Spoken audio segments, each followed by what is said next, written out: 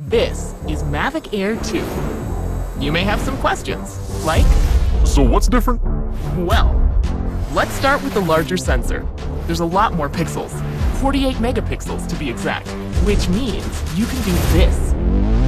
And then shoot a hyperlapse in 8K.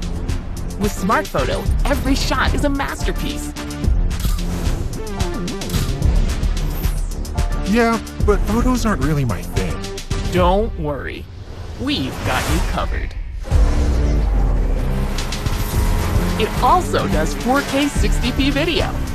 You can also slow things down. Way-do. And yes, there's HDR video. How's the flight time? It's fantastic. You're looking at up to 34 minutes in the air, a new record for the Mavic series. We've added OcuSync 2.0, so you can fly longer and see clearer. What if I'm not a great pilot? That's where Focus Track comes in, so you can fly like a pro. Or just press a button. Here's the best part: automatic obstacle avoidance.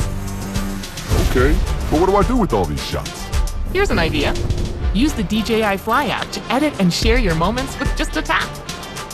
So, what's different? A whole lot.